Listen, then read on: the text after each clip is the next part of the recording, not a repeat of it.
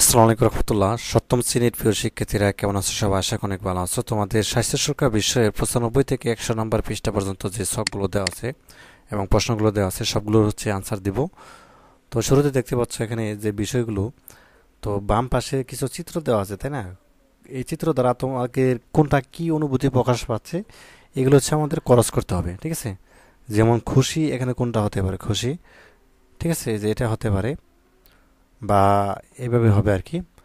দুঃখ, দুঃখটা কি কোনটা হতে পারে, ঠিক আছে? বা মানসিক চাপ কোন চিত্রটি হতে পারে, এভাবে দিতে হবে। ভয় কোনটা হতে পারে, ঠিক আছে, এই যে এটা। তো এইভাবে হচ্ছে আমাদেরকে ক্রসটা করতে হবে। তো 95 পৃষ্ঠা আনসারটা এইভাবে হচ্ছে। তো মানসিক চাপ হচ্ছে এই যে এটা, এই যে প্রথমটা মানসিক চাপ এটা। আর খুশি মানে হচ্ছে এই যে এটা সবার শেষেরটা। দুঃখ মানে এই যে এটা, ঠিক আছে, এই যে কান্না করতেছে এটা। অসুস্থ, অসুস্থ মানে হচ্ছে যে এটা, এই যে অসুস্থ, এই যে, ঠিক আছে, জ্বর মাপতেছে এরকম। আর মানসিক চাপ তো বললামই, এই যে প্রথমটা। আর ভয় কোনটা? ভয় হচ্ছে যেটা বড় বড় চোখ হয়ে রয়েছে, ঠিক আছে, ভয়। রাগ কোনটা? এই যে রাগ হচ্ছে এটা, ঠিক আছে, রাগ হচ্ছে যেটা বোঝাই যায়। তো যাই হোক, তারপর হচ্ছে আমরা 97 পেজে চলে যাব। 97 পেজে একটা ছক দেওয়া আছে, সেটা হচ্ছে যে আমার মানসিক চাপ ও ভয়ের অভিজ্ঞতা, অর্থাৎ কোন কোন বিষয় বা পরিস্থিতিতে আমার মানসিক চাপ ও ভয় হয়, এটা নিয়ে হচ্ছে আমাদেরকে আনসারটা করতে হবে। যেমন কোন কোন বিষয়ে পরিস্থিতিতে আমার মানসিক চাপ বা হচ্ছে ভয় হয়। তো আমরা লিখতে পারি যেন কি, এক নম্বরে পড়ার চাপ বৃদ্ধি পেলে, পরীক্ষার সময় এগিয়ে আসলে, গভীর রাত জেগে একা পড়াশোনা করলে, বা খেলাধুলা দেখার সময়, ঘূর্ণিঝড়ের সময়, কোনো কিছু কাটার সময়, পরীক্ষার হলে লেখার সময়, দৌড়ানোর সময়, ঠিক আছে। তো এখান থেকে হচ্ছে 5টা বা 7টা লিখে দেবে এখানে, তাহলেই হবে। আর যখন মানসিক চাপ ভয় হয় বা তখন আমি কি করি, এটা লিখতে হবে, তাই না? তো তখন কি করি, যেমন শান্ত থাকার চেষ্টা করি, বেশি বেশি পানি পান করি, কিভাবে তা মোকাবেলা করব সে বিষয়ে চিন্তা করি, এবং বন্ধু বান্ধব বা পরিবারের সদস্যদের সাথে খোলামেলা আচরণ করি, এবং সবাই একসাথে থাকার চেষ্টা করি। তো এখানে লিখে দিবে। তো তারপর দেখো, আমরা হচ্ছে 98 পৃষ্ঠায় চলে আসলাম। 98 পেজে মানসিক চাপ ও ভয়ের অভিজ্ঞতা। মানসিক চাপ ও ভয় হলে তা কি করে, তো তারা কখন মানসিক চাপ অনুভব করে এবং মানসিক চাপ হলে তারা কি করে, এই বিষয়গুলো লিখতে হবে। এটা তোমাদের হচ্ছে 98 পেজের ছক। তো এই যে এটা, ঠিক আছে। তো তারা কখন মানসিক চাপ অনুভব করে? পড়ার চাপ বৃদ্ধি পেলে, খেলাধুলা দেখার সময়, পরীক্ষার সময় এগিয়ে আসলে, কোনো কিছু ঘটার সময়।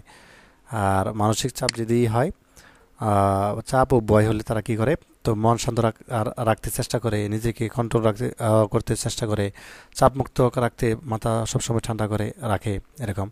তো তারা কখন ভয় অনুভব করে? একা অবস্থান করলে, ঘূর্ণিঝড়ের সময়, পরীক্ষা খাতা লেখার সময়। ভয় হলে তারা কি করে? একা অবস্থান করে না, বেশি বেশি পানি পান করে, ভয় দূর করার জন্য সাহস বৃদ্ধি করে। তো এইভাবে হচ্ছে এখানে তোমরা হচ্ছে যে ছকটা দেওয়া আছে 98 পেজের, এটা পূরণ করে ফেলবা। তারপরে হচ্ছে আমাদেরকে 99 পেজে আরেকটি ছক দেওয়া আছে, সেটা হচ্ছে যে কেউ রেগে আছে তা আমি কিভাবে বুঝি, তখন আমি কি করি, তাই না? এটা পূরণ করবা। তো কেউ রেগে আছে তখন আমি কি করি, তো তখন তুমি হচ্ছে এভাবে দিতে পারো যে কেউ রেগে আছে তো আমি কিভাবে বুঝি, চিৎকার চেঁচামেচি করে বা বিভিন্ন জিনিস ভাঙচুর করে চোখ মুখ লাল হয়ে যায়, চোখ বড় হয়ে যায়, তখন আমি কি করি? তার সাথে চিৎকার না করে শান্ত থাকার চেষ্টা করি, তাকে ঠান্ডা থাকতে বলি, ভালো ব্যবহার করে তাকে বোঝানোর চেষ্টা করি, ঠিক আছে।